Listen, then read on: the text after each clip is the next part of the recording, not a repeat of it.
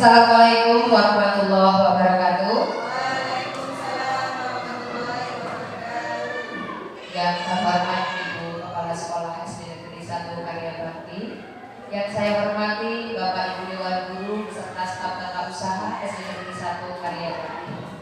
Alhamdulillah pada kesempatan hari ini saya berdiri di sini dalam kegiatan seminar budaya positif yang merupakan tugas dari aksi nyata modul 1 TT4 calon guru gerak angkatan 9 Kabupaten Tulang Bawang.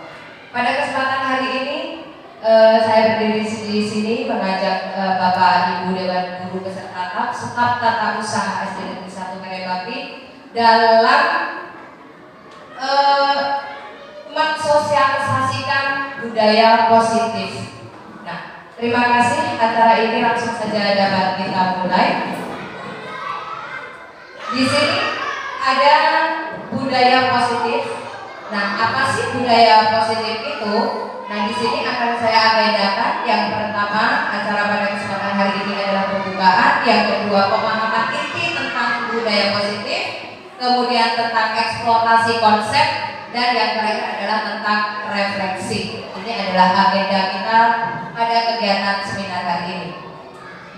Kemudian, nah, di sini Bapak Ibu Dewan Guru yang saya hormati, di sini ada pertanyaan pembatik. Jadi pematik, ada pertanyaan pematik ada 3. Yang pertama, hukuman dapat mendisiplinkan anak.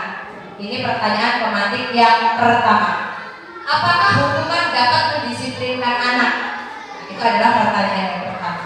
Yang kedua, pemberian hukuman dengan hal positif seperti membaca atau membersihkan halaman sekolah itu dapat meningkatkan disiplin anak.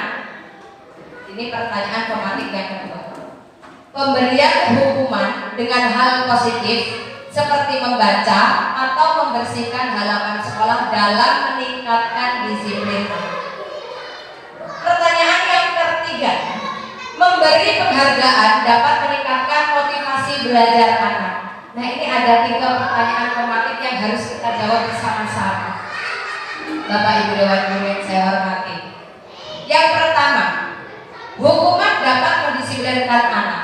Menurut Bapak Ibu Dewan Guru semuanya, apakah hukuman itu dapat mendisiplinkan anak?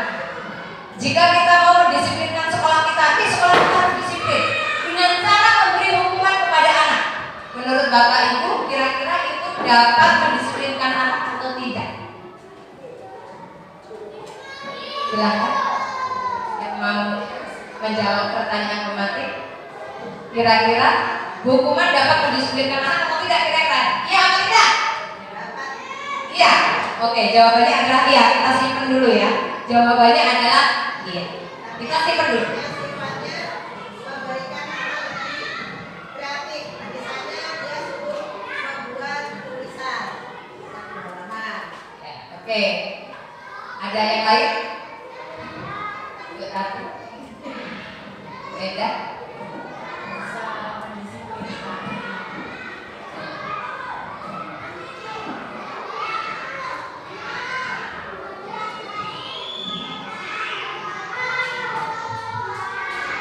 Hukuman dapat mendisiplinkan anak dengan catatan hukuman yang kita berikan itu bukan hukuman fisik, tetapi hukuman yang berhubungan dengan pendidikan.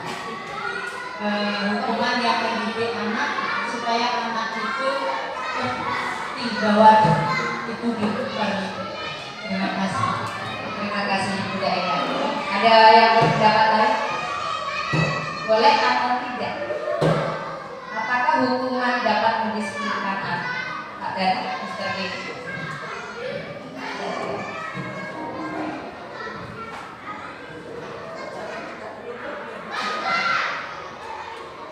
Ya, pertanyaannya hukuman dapat mendisiplinkan anak. Dapat, benar-benar dapat. Tapi pertanyaannya juga adalah hukuman yang seperti apa? Kalau hukuman yang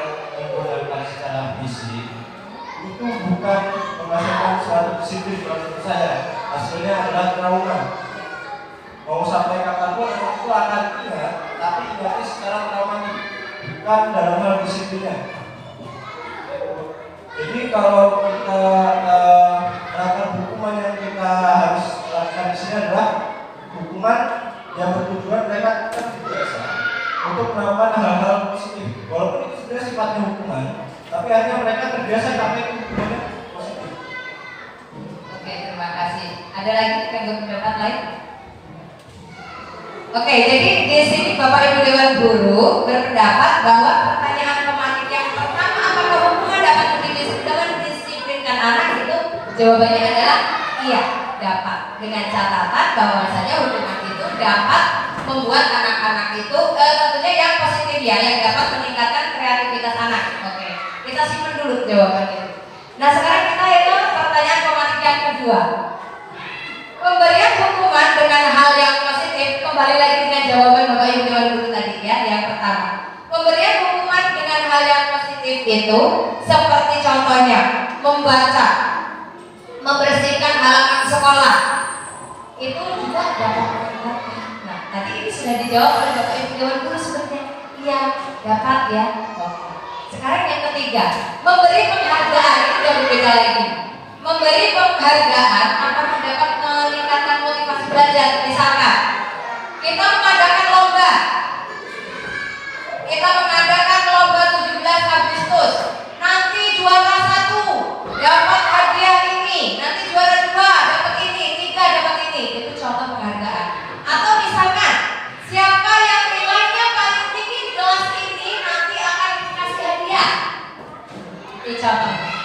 Atau lagi misalkan siapa yang ranking 1 atau peringkat pertama di semester 1 ini nanti dapat hadiah ini. Nah, itu adalah merupakan penghargaan. Menurut Bapak Ibu Dewan Guru, apakah penghargaan itu dapat meningkatkan motivasi belajar anak?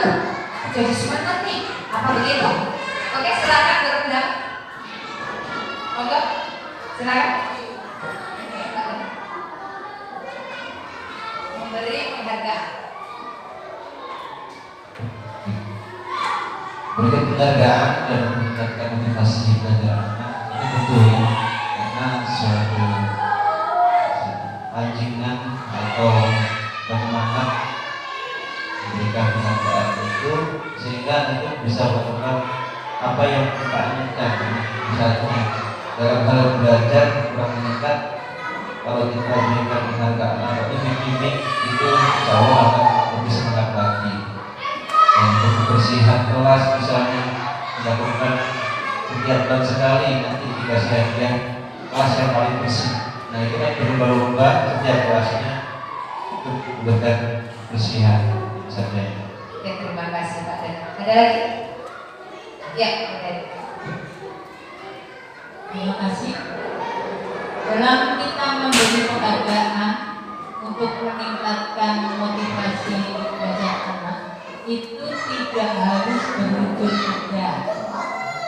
Bisa juga kita hanya memberi suatu kata-kata bahwa kita menghargai bahwa usaha anak itu meningkat atau dia mendapatkan prestasi.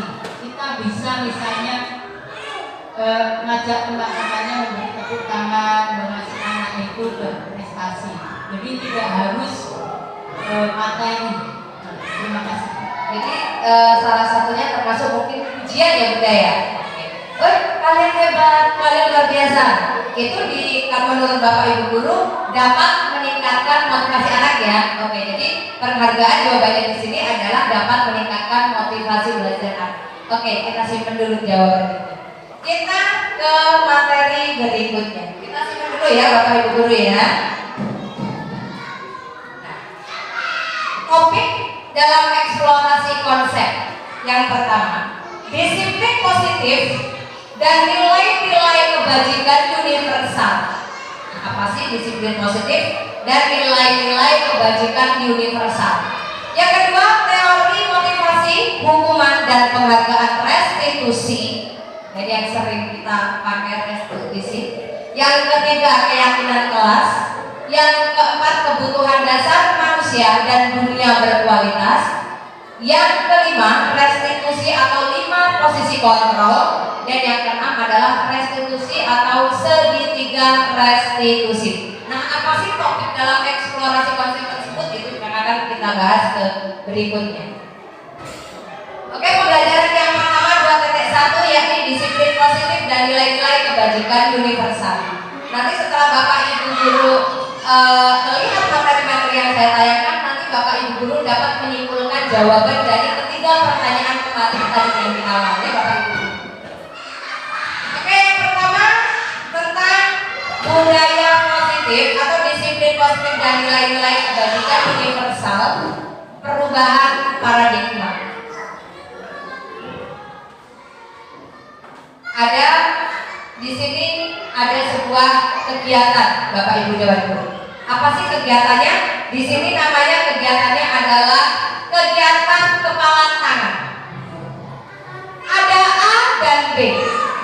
Anda dan teman Anda. Kita berpasangan nanti Bapak Ibu Guru ya. Nanti kita bikin kegiatan berpasangan. Di sini kegiatannya adalah sobeklah secari kertas kecil, tuliskan benda atau sesuatu yang sangat berharga untuk Anda.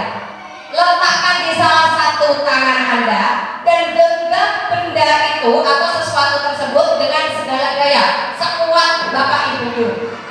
Buatlah sebuah kepala. Teman Anda atau si B, pasangan Anda, akan mencoba dengan sekuat tenaga dengan berbagai cara untuk meminta Anda memberikan benda tersebut.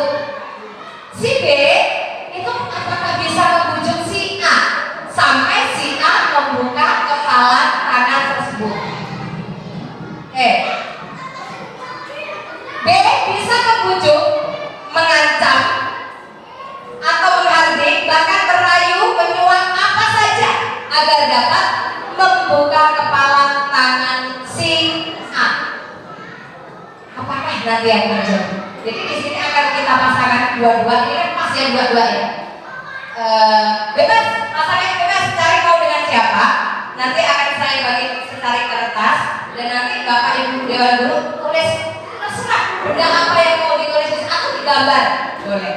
Nah nanti si B akan merayu si A dengan segala macam cara, mau dirayu, mau diancam, terserah, mau pakai cara apa saja sampai si A itu membuka kepala. Oke? Siap Bapak, boleh silakan cari pasangannya. Mau berpasangan dengan siapa? Pas ini kan kita bersepuluh ya. Bersepuluh, jadi kita pas pasangan.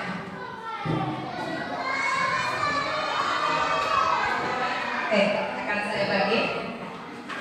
Berarti berpasangannya tak, jangan berpasangan dengan siapa? Dengan Pak Kiki. Oke, Bunda Adam ini oh pas ya sama Bunda Ani, Bunda dengan Bu Tina, Bunda Sukini dengan Pak Dana, Bunda Tati dengan Bunda Eda. Silakan. Berarti yang memegang secari kertas ini si A ya, si A. Nah silakan si A ini menulis di kertas itu terserah mau gambar benda atau apa boleh.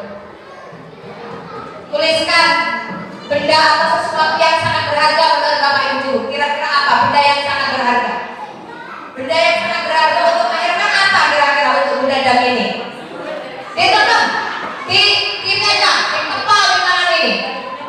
Bukan, kita nanti si B mau rayu. Iya, si B ini nanti rayu supaya Bapak Ibu itu membuka itu kepala itu apa sih? Bu, saya mau lihat ya contohnya. Pak Herman ganteng, boleh dong aku lihat itu yang ada di tangan. Ayo dong, silahkan keluarkan jurus-jurus jitu. Sudah ditulis? Oke, Bunda Tati? Bunda Tati ini masih banyak banget ini kaitannya. Silakan Pak Irfan, Bunda Tati, Pak Herman. Oke, siap? Dikepal Bu, jangan sampai ini kelihatan. Dikepal. Tangan kanan boleh, tangan kiri boleh. Nah ini nanti si B, ini pasangan Anda nanti akan mencoba merayu Bunda. Nah, yang tergantung nanti, tergantung Bapak Ibu dan Guru yang pegang kendali ini nanti bisa buka atau mau buka nggak, sampai terserah mau dibuka atau tidak terserah, rahasia. Sampai buka nanti, yang sudah dibuka nanti baru kita lihat benda apa yang dituliskan atau benda apa yang sangat berharga untuk si B. Berarti di sini si B, sini si A, sini si B. Itu kan ketika kita mulai ya, silakan Bapak Ibu merayu dengan menggunakan juru jintu yang ampuh. Oke, itu kan ketika ada tuh. 2, 3.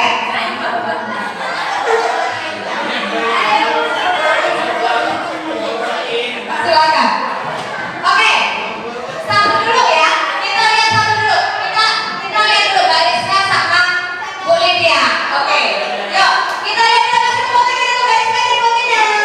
Kita lihat bagaimana usaha Mbak Tina merayu Mbak Risa. Yuk, ayo. Bariska,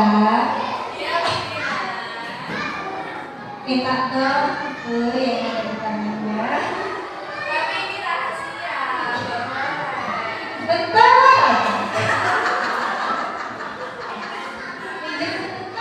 Untuk apa? Kita keluarkan juru-juru cinta ya. Tahu isinya itu apa? Nanti tak kasih loh. Nanti ya, boleh kali ini mengancam. Apa ya? Ini dipegang. Ini isinya rahasia. Bukan kemarin saya sukai. Makanya ibu ini sekali ibu.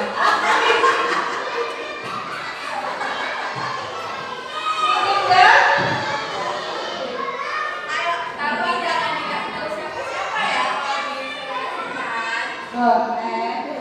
Kalau saya kasih nanti saya dikasih apa? Permen.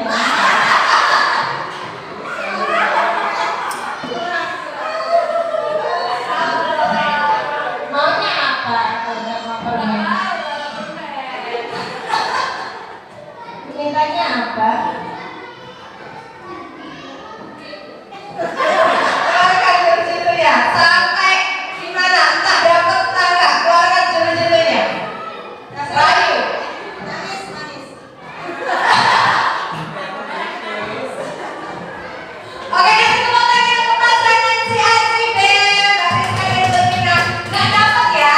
Berarti ujung-ujungnya Mbak Rizka tidak membuka kepala tangan untuk Bu Tina meskipun sudah dirayu, sudah diiming-iming menggunakan permen loh. Coba tadi iming-imingnya mobil atau apa, Scoopy. Ya jadi oke. Kita sekarang mau lihat Bunda Sugini dan Pak Darman. Ayo, kita Mas Danang ancam ya, boleh cuma boleh apa saja usaha Mas Danang. Biasanya kayu cewek baju ini sama. Terserah Bunda. Oke, semuanya terserah Bunda. Oke, silakan. Angkatan ini biasanya kayu cewek tapi Loh, ini cewek ya, cewek cantik, senior kita tercantik. Oke, yuk. dia sudah hidup.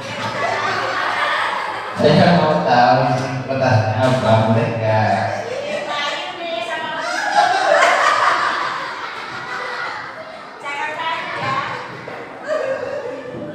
Boleh nggak Bunda? Bentar aja.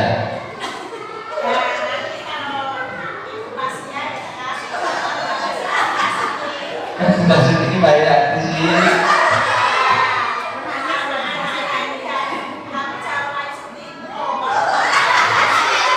Nanti kalau ketika saya pun nangis. Nangis Mas.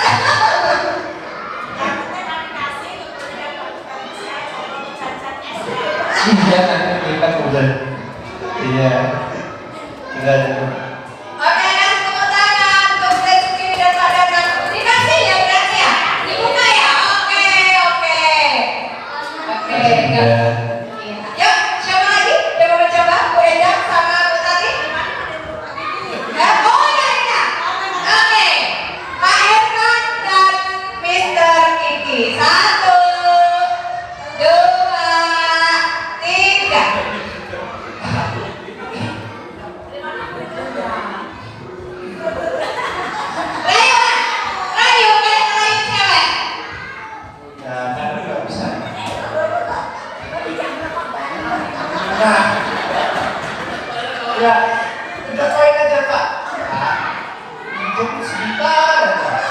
Kalau nggak boleh, nanti nggak bisa sayur mati.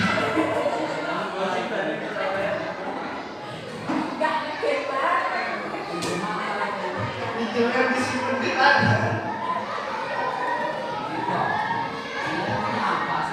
Nggak tahu makanya aku mau lihat. Boleh nggak ya? Kalau nggak boleh, nggak bisa sayur mati. Ancaman ya, ini barusan ancaman. Ayo, ayo. Boleh lah Pak. Maya lu udah setiap hari sayur.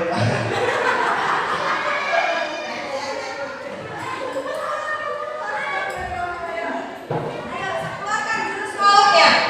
Jurus mautnya. Silakan. Iya. Gimana? Jangan. Nggak takut berkurang omsetnya. Pendapatannya berkurang tiap hari. Silakan sukses satu. Oke, kasih tepuk tangan. Berarti dikasih ya. Oke, tadi sebagai contoh si A si B yang pertama nggak dibuka. Jadi Mbak Rizka ini bersikeras jangan dong. Ini loh harta rahasiaku. Jangan, enak aja mau lihat. Untuk yang kedua, oke sama Allah dikasih. Oke ya. Yang ketiga, diancam takut omsetnya berkurang. Jadi dikasihlah itu yang ada di genggaman tangan. Oke, kasih tepuk tangan lagi untuk kita semua. Terima kasih. Nah ini adalah kegiatan yang pertama. Jadi ada yang kena dirayu, ada yang tidak. Nah ini ada kaitannya juga dengan disiplin positif. Apakah kita mendisiplinkan anak-anak itu bisa dengan rayuan, bisa dengan ancaman, atau bisa dengan penghargaan? Ayo nanti kalau dikasih, kalau kamu mau disiplin, nanti kamu ibu kasih hadiah permen. Nah itu adalah sebuah penghargaannya. Jadi termasuk rayuan. Bahkan ada yang membujuk tadi ibu cantik loh, ih kamu cantik, kamu pintar. Itu sering kita lontarkan ya Bapak Ibu Guru, secara tidak sengaja dan secara tidak kita sadari itu sebenarnya sudah setiap hari itu sering banget kita lakukan.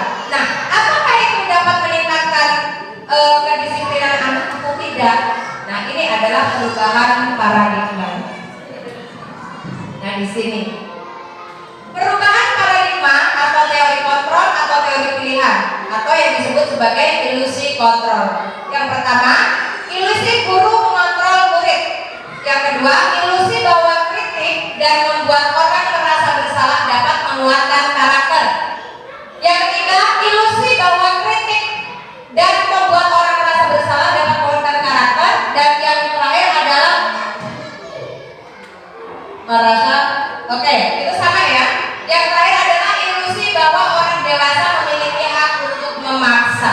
Nah ini ada sebenarnya 3 ya Bapak Ibu Dewan Guru. Bapak Ibu, ada 3 ilusi. Apa sih ilusi? Ilusi apa bukan? Iya. Jadi apakah guru itu dapat mengontrol murid? Apakah kita mengkritik dan membuat orang merasa kita tahu nih anak itu salah, kita tunjukkan di depan kelas, kamu yang udah gaul. Itu cara kita membuat si anak itu merasa bersalah. Apakah itu juga dapat menguatkan karakter anak atau malah sebaliknya? Iya. Kemudian yang terakhir, apakah kita sebagai guru orang dewasa memiliki hak untuk memaksa? Apakah kita bisa memaksa peserta didik kita, murid kita untuk disiplin? Misalnya pagi-pagi kita sudah punya jadwal Bapak Ibu dan Guru, jam 7:05 masuk pembiasaan misalkan ya. Tapi ada anak yang terlambat. Apakah kita membuat si anak ini agar tidak terlambat lagi? Kita dapat memaksa, pokoknya besok kamu harus berangkat jam 7, belum ada kamu harus berada di sekolah, dengan cara paksaan. Atau dengan cara membuat ada yang terlambat, kamu hukum, kita hukum di tengah-tengah lapangan. Kamu yang udah tahu ini jam berapa? Bisa.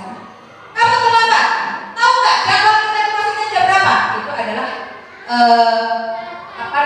membuat orang lain merasa bersalah. Di situ anak iya, saya salah ya, saya kok terlambat. Nah, itu adalah kita membuat anak itu atau peserta didik itu merasa bersalah. Kita lihat selanjutnya. Nah, ini. Siapa sih sesungguhnya yang memiliki kontrol? Yang pertama, stimulus respon. Kita mencoba mengubah orang agar berpandangan sama dengan kita. Bisa gak? Kita mencoba mengubah orang agar berpandangan sama dengan kita. Jadi kita kan beda-beda ya Bapak Ibu. Ini misalnya nih harus sama dengan saya pemikirannya, pandangannya. Oke, yang kedua, perilaku buruk dilihat sebagai suatu kesalahan. Apakah perilaku buruk seseorang itu atau untuk peserta didik kita saja itu adalah sebuah kesalahan? Orang lain bisa mengontrol saya. Apakah orang lain bisa mengontrol saya? Saya bisa mengontrol orang lain. Apakah saya bisa mengontrol orang lain? Pemaksaan ada pada saat bujukan gagal. Tadi itu merayunya gagal. Ayo kita buat lagi ya. Udah gak kena. Kamu ya apa sih yang menang juga gitu ya. Udah paksa. Kalau kita udah bujuk gak kena, kita paksa. Apakah bisa seperti itu ya? Kemudian model berpikir menang atau kalah. Menang sih kalau kita udah bisa mendisiplinkan anak dengan cara memaksa, menang. Kalau kita mendisiplinkan anak dengan cara merayu memaksa gak bisa, kalah. Kemudian teori kontrol pilihan. Kita berusaha memahami pandangan orang lain tentang dunia.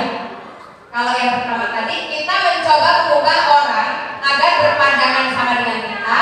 Teori kontrolnya adalah kita berusaha memahami pandangan orang lain tentang dunia.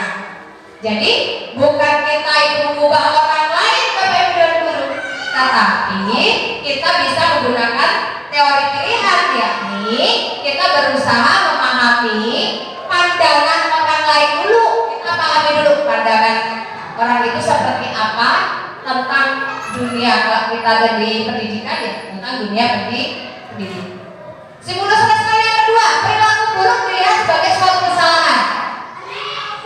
Teori kontrolnya, semua perilaku memiliki tujuan.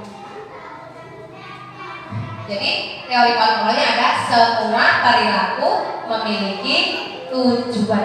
Kita tahu ya Bapak Ibu tujuannya itu. Misalkan ada nggak kita punya murid nakal nggak Bapak Ibu dan Guru? Bukan nakal sih kayaknya, kayak lebih ke aktif ya, lebih ke aktif. Nah, jadi apakah kita menganggap peserta didik kita yang aktif itu adalah perilakunya itu merupakan kesalahan? Nah, itu teori kontrolnya itu sebenarnya adalah semua perilaku pasti memiliki tujuan. Jadi kita tanyakan dulu Bapak Ibu dan Guru. Tanyakan dulu.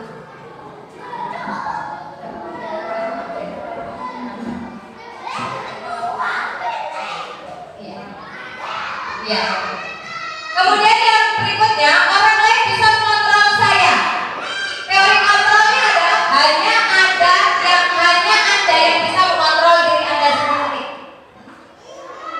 Orang lain bisa mengontrol Anda, bisa nggak? Nggak bisa. Siapa yang dapat mengontrol diri Anda? Anda sendiri. Saya bisa mengontrol orang lain. Anda tidak bisa mengontrol, nggak bisa mengontrol orang lain. Kemudian pemaksaan ada pada saat bujukan gagal. Teori kontrolnya adalah kolaborasi dan konsensus menciptakan pilihan-pilihan baru. Kolaborasi, kerja sama. Kolaborasi adalah kerja sama. Jadi pemahaman ada pada saat bujukan gagal.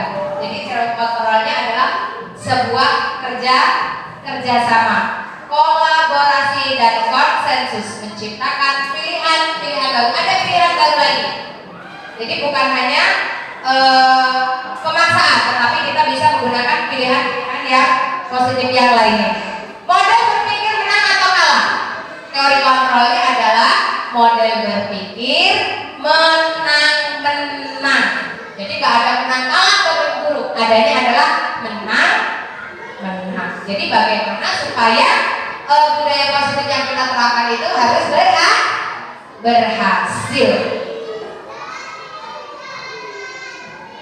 Disiplin positif. Anda tidak bisa mengontrol orang lain, hanya Anda yang bisa mengontrol diri Anda. Teori kontrolnya, semua perilaku memiliki tujuan, model berpikir menang-menang, kolaborasi, kemudian realita kebutuhan kita berbeda. Oke, kita lihat yang pertama. Anda tidak bisa mengontrol orang lain, hanya diri Anda yang dapat mengontrol diri Anda. Nah, maka disiplinnya adalah belajar kontrol diri dengan menggali potensi kita agar tercapai tujuan mulia, yaitu sesuatu menjadi seseorang yang kita inginkan berdasarkan nilai-nilai yang kita hargai. Nilai-nilai yang kita hargai, nilai-nilai yang ada di dalam setiap diri manusia. Tanggung jawab, mandiri, itu merupakan salah satu nilai kebajikan yang ada di dalam diri manusia. Kalau kita yang bisa mengontrol diri kita sendiri, ini untuk kita dulu nih. Nah, kalau misalkan kita punya tanggung jawab, ya itu tanggung jawab disiplin dari diri kita sendiri. Dari diri kita sendiri yang dapat mengontrol adalah diri kita sendiri. Kita mau tanggung jawab, kita mau kreatif, mau mandiri, mau inovatif, itu adalah diri kita sendiri. Semua perilaku memiliki tujuan. Motivasi untuk, saya nggak kelihatan dia di situ. Teori motivasi untuk menghindari hukuman, yang kedua untuk mendapatkan imbalan, yang ketiga untuk menghargai diri sendiri. Nah, itu adalah dari nilai-nilai kebajikan universal yang nanti akan menimbulkan keyakinan kelas. Nah, Bapak Ibu Guru pernah nggak di dalam kelas itu membuat keyakinan kelas untuk peserta didik? Keyakinan kelas itu contohnya, sebelum kegiatan pembelajaran kita mulai, itu kita bikin kesepakatan dulu pada anak-anak. Selama pembelajaran dimulai, selama pembelajaran berlangsung, itu apa saja yang boleh dan tidak boleh kita lakukan. Contohnya, misalkan tidak boleh keluar kelas tanpa izin, misalkan. Kemudian lagi, jika akan berpendapat, angkat tangan dulu, misalkan.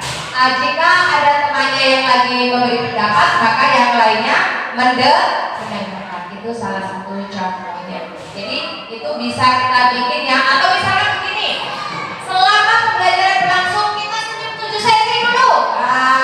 Atau selama pembelajaran berlangsung kita nggak boleh manyun. Itu bisa dijadikan keyakinan kelas. Jadi semasa kita melakukan pembelajaran berlangsung, anak-anak ingat, iya, aku tadi di awal sudah bikin keyakinan kelas sama guru, aku boleh manyun. Jadi kalau ngomong senyum dulu. Nah, itu bisa kita terapkan. Jadi dalam teori motivasi itu yang pertama untuk menghindari hukuman. Jadi di disiplin positif itu Bapak Ibu Dewan Guru, kita itu tidak boleh memberi hukuman. Penghargaan itu sebenarnya nggak boleh Bapak Ibu Guru. Ini menurut William Glasser. Itu nggak boleh. Kita sebagai guru, pendidik, tadinya sebelum-sebelumnya iya, saya juga sering melakukan hukuman, penghargaan. Nanti yang bisa menjawab gue kasih duit 5.000. Sebenarnya nggak boleh. Karena apa? Kedisiplinan anak itu harus timbul dari diri si anak masing-masing. Tadi sedikit kembali ke yang pertama, yang dapat mengontrol adalah diri kita sendiri. Jadi tanpa imbalan, tanpa penghargaan, dan tanpa hukuman. Kenapa? Misalkan penghargaan. Besok kalau ada kegiatan, kalau gak hadiahnya anak-anak males gak kira-kira? Males lah, melok. Bikin lo melok kayak hadiahnya. Lah, males aku yang ngisi jimeneng. Gak apa-apa gak cahayu. Ya aku lo mikirin si jireng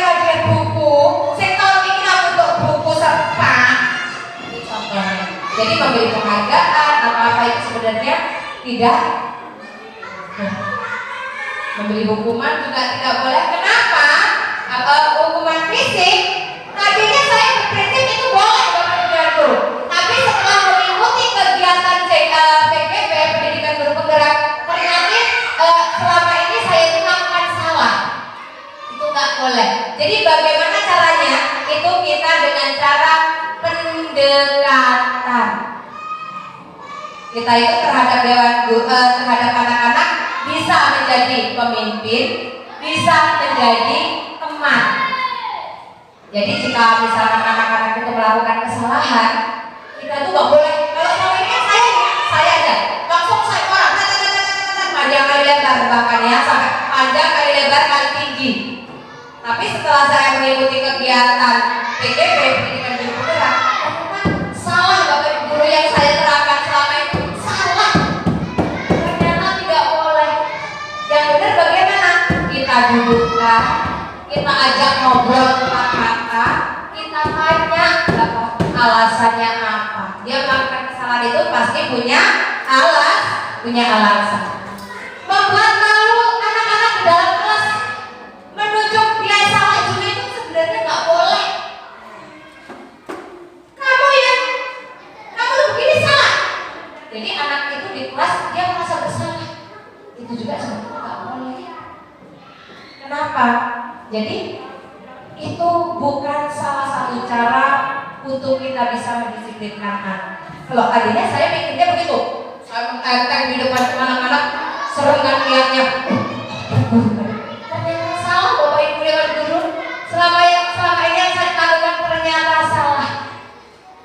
Nah itu jadi memberi hukuman, memberi penghargaan itu sebenarnya tidak baik untuk kita lakukan. Nih, 5 posisi kontrol kita sebagai guru. Yang pertama sebagai penghukum, yang kedua pembuat rasa bersalah, yang ketiga teman, yang keempat pemantau, yang kelima adalah manajer. Nah, dari kelima posisi kontrol ini kita selama ini sudah menjadi yang mana ya? Apakah menjadi penghukum, pembuat rasa bersalah, teman, pemantau, atau manajer? Coba Bapak Ibu pikirkan. Selama ini kira-kira kita sudah menjadi yang mana? Penghukumkah? Pembuat rasa bersalahkah? Teman? Pemantau? Atau manajer? Apakah hanya pemantau itu kita hanya memerhatikan? Ya, manajer itu bisa mengendalikan. Nah, kira-kira selama ini kita sudah sering yang mana? Yang sering kita lakukan? Tidak usah jauh-jauh, saya sendiri mungkin yang pertama ya Bapak Ibu Guru ya. Iya, tapi setelah mengikuti kegiatan PGP guru penggerak itu sedikit-sedikit sudah saya mengerti. Ya mudah-mudahan kita semua bisa ya Bapak Ibu dan Guru. Iya memang lelah Bapak Ibu, lelah, capek, terus baca oleh diseneni, orang dihukum. Iya, nggak apa-apa. Kita sebagai guru harus banyak-banyak ditumpuk-tumpukin rasa sabarnya. Kita berusaha menjadi teman, kita bisa berusaha menjadi manajer. Mudah-mudahan kita semuanya bisa. Segitiga restitusi. Yang pertama menstabilkan identitas, yang kedua validasi kebutuhan, yang ketiga menanyakan keyakinan. Jadi ada 3 ini Bapak Ibu yang harus kita lakukan dalam menangani anak untuk mendisiplinkan anak. Menstabilkan identitas, validasi kebutuhan, dan menanyakan keyakinan. Jadi kita itu harus kayak lebih ke teman aja. Kalau sama anak-anak itu kita lebih kayak ke teman, supaya kita harus berusaha bagaimana anak-anak itu mau cerita dengan kita. Apa sih masalahnya? Apa sih kok dia itu kok selalu kayak gitu? Kok selalu bikin masalah? Kok selalu berantem? Kita cari tahu dulu latar belakangnya, Bapak Ibu dan Guru. Latar belakangnya kenapa? Kemudian 5 kebutuhan dasar manusia: bertahan hidup, penguasaan, kasih sayang dan rasa diterima, kesenangan dan kebebasan. Ini anak-anak memiliki kelimanya ini. Anak-anak ini ingin bertahan hidup, penguasaan tuh. Guru manut kalau aku. Nah, itu penguasaan. Aku lek kerjain betul guru bilang. Nah, berarti anak penguasaan. Kasih sayang dan rasa diterima anak-anak itu sebenarnya di sekolah hanya ingin disayang sama kita, hanya ingin kita kasih sayang dan ingin diterima oleh kita. Kemudian kesenangan, mereka ingin senang sebenarnya. Wes ngomong aku disenani mamaku, nang sekolah anakku disenani ibu guru, apes. Jadi anak-anak itu di sekolah ingin bersenang-senang. Dan yang terakhir, peserta didik itu punya 5 kebutuhan dasar, yakni kebebasan. Mereka ingin bebas. Bu, yuk belajar di luar aja, bosan di dalam. Boleh nggak kira-kira Bapak Ibu? Boleh. Penting nggak Bapak Ibu guru kita menanyakan dulu kepada anak. Anak-anak, hari ini kita mau belajar misalkan matematika. Anak-anak mau belajar di kelas apa? Di mana saya? Boleh nggak menanyakan begitu? Boleh. Jadi kita itu memberi kebebasan kepada anak. Yang pertama yang kita buat untuk anak-anak adalah bagaimana anak-anak itu belajar di sekolah dengan rasa nyaman dan senang dulu. Nyaman dan senang. Nyaman, senang, aman. Nah jadi jangan kita itu membuat anak bangun sekolah, kata ibunya. Males lama, nggak ngopo. PR apa Mister Vicky, nanti kau buangin. Boleh nggak kalau ada anak-anak belum mengerjakan PR? Anak-anak sudah mengerjakan PR, kata Mister Vicky. Pak, aku lupa belum ngerjain PR. Dimarah? Dimarah? Atau gimana Bapak Ibu Guru? Boleh berpendapat? Dimarah? Kenapa? Begitu? Oke, gimana tadi? Dimarah? Diingat? Ya boleh. Cukup diingati, lain kali dikerjakan. Oke, kasih tepuk tangan untuk Bu Tati. Ada lagi? Mister Vicky? Pak Herman? Kira-kira dimarah? Dimarah? Atau dikasih tambah lagi? Karena hari ini kamu tidak mengerjakan PR, minggu depan PR-mu nambah. Nah, apakah begitu? Bukan ya, kalau yang paling pertama adalah cari tahu dulu kenapa dia. Oke, cari tahu latar belakangnya dulu sih. Terus? Kalau ternyata alasannya karena malas, karena malas, berarti kita sebagai guru harus mencari tahu gimana ya caranya supaya anak ini bisa termotivasi, bisa lebih senang lagi untuk belajar, sehingga ketika ada PR pun dia nggak kepikiran tentang malas lagi. Iya. Mungkin ketika temannya ngumpul PR, kok dia enggak, kemudian gimana caranya kita kerjakan PR-nya bareng-bareng di kelas. Oke, kasih tepuk tangan untuk Mister Vicky. Iya. Jadi kalau ada yang ngerjain PR, karena kamu tidak mengerjakan PR, besok PR-nya nambah, itu termasuk hukuman? Iya, itu termasuk hukuman. Jadi kalau memang ada yang tidak mengerjakan PR, kita tanyakan dulu atau kita kenapa kok nggak mengerjakan PR? Mungkin begitu ya Bapak Ibu Dewan Guru. Oke, terima kasih. Kita lompat ke nilai-nilai kebajikan universal. Ini untuk diri kita Bapak Ibu Dewan Guru ya. Kita itu memiliki nilai-nilai kebajikan yang harus dimiliki setiap anak. Tentunya itu teladannya adalah dari kita dulu. Yang pertama, beriman bersama kepada Tuhan Yang Maha Esa. Ini sebenarnya nilai-nilai kebajikan adalah dengan yang biasa kita kenal dengan profil pelajar Pancasila. Beriman, bertakwa kepada Tuhan Yang Maha Esa dan berakhlak mulia, mandiri, bernalar kritis, berbineka global, bergotong royong dan kreatif. Jadi nilai-nilai kebajikan itu adalah yang biasa kita sebut sebagai profil pelajar Pancasila.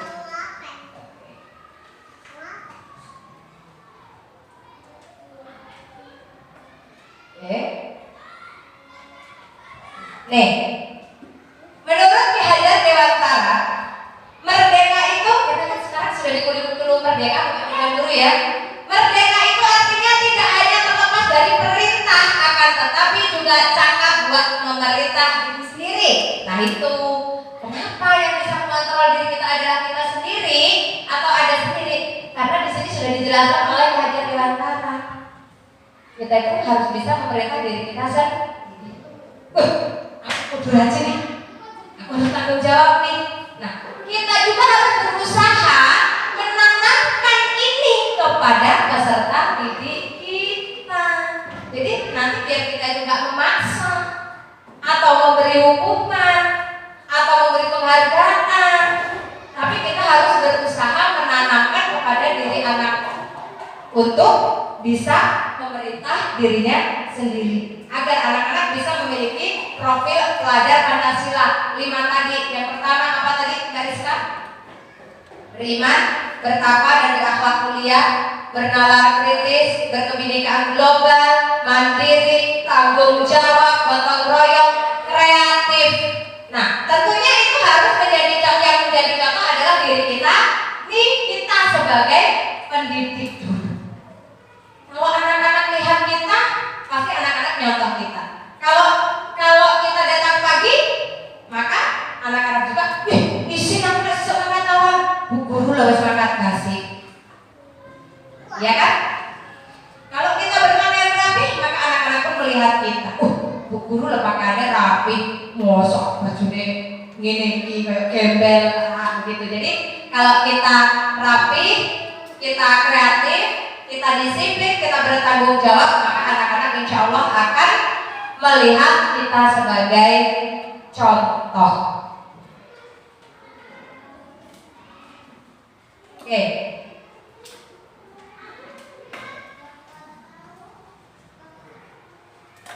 Nah, di sini Bapak Ibu Guru, bentuk program kebajikan atau apresiasi. Dalam memberikan apresiasi atau pengakuan perlu diingat ada beberapa hal. Yang pertama, memberi dukungan secara khusus, memberi pengakuan secara pribadi, memberi pengakuan kepada setiap murid secara bergantian, memberi pengakuan secara konsisten dan fokus kepada proses. Jadi kita di sini berarti nilai kita di sini adalah sebagai manajer ya Bapak Ibu Guru. Kita sebagai guru harus bisa menjadi manajer.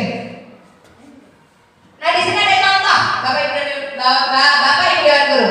Contoh pengakuan atau apresiasi kebajikan. Kemarin saya perhatikan nilai kebajikannya, rasa empati itu besar sekali.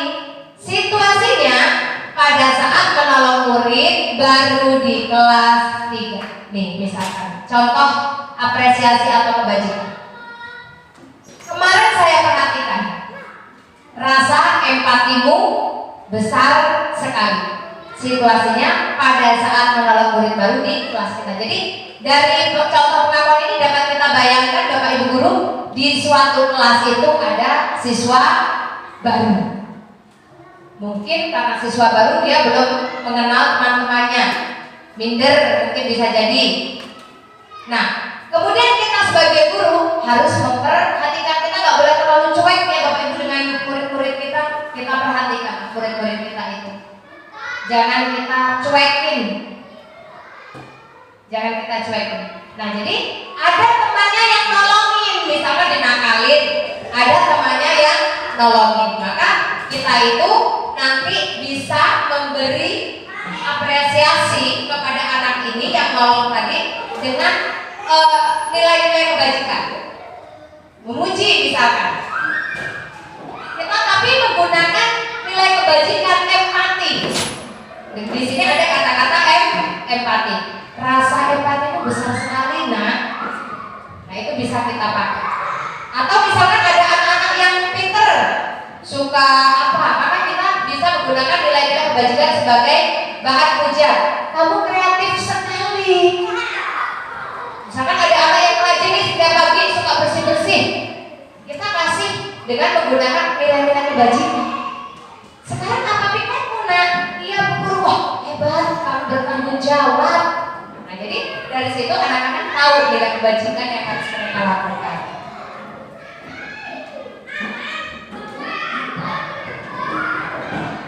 Nah, ini sebuah pertanyaan Bapak Ibu Dewan Guru jawab ya.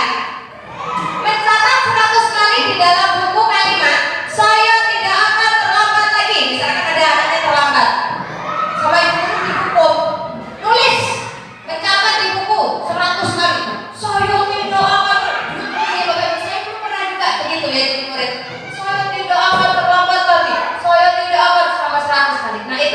Hukuman atau konsekuensi?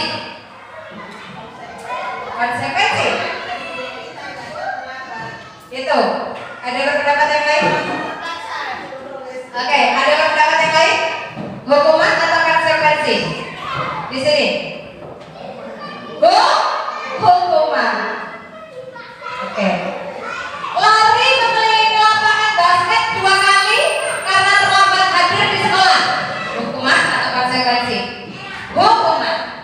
Murid diminta untuk push up 15 kali karena tidak menggunakan masker. Misalkan ini, ya, ada peraturan. Hukuman atau konsekuensi? Hukuman atau konsekuensi? Oke, hukuman. Menggantikan kertas tugas milik teman yang telah dicoret-coret. Konsekuensi. Membersihkan tumpahan air di meja tulis karena tersenggol pada saat belajar. Konsekuensi. Murid disuruh untuk menggunakan sepatu seharian di sekolah karena tidak menggunakan sepatu hitam. Hukuman atau konsekuensi? Konsekuensi. Lari mengelilingi lapangan basket 2 kali karena terlambat di pelajaran PJOK nih, PJOK. Hukuman. Nah, jadi kita bisa membedakan hukuman atau konsekuensi. Kalau hukuman tidak boleh, kalau konsekuensi itu memang merupakan keyakinan kelas Bapak Ibu dan Guru. Jadi kita itu harus punya keyakinan kelas di kelas kita masing-masing. Boleh apakah hanya guru bidang tadi, apa hanya guru kelas saja, tidak. Di setiap guru bidang tadi tidak boleh. Untuk nanti misalkan di pelajaran BDL, anak-anak nggak boleh minum ketika sedang belajar. Boleh, itu kesepakatan bersama di kelas. Nah, ini adalah merupakan konsekuensi. Tapi kalau lari, menghukum, nulis itu merupakan hukuman itu yang di. Oke, nah jadi sebelum kita tutup acara pada kesempatan hari ini, saya sedikit mengingatkan kita sama-sama belajar ya Bapak Ibu dan Guru. Yuk kita sama-sama bikin anak-anak di sekolah itu merasa nyaman, senang dulu. Kita bikin anak-anak senang dulu di sekolahan, betah, ingin cepat-cepat datang ke sekolah dan tidak buru-buru pulang. Bagaimana caranya?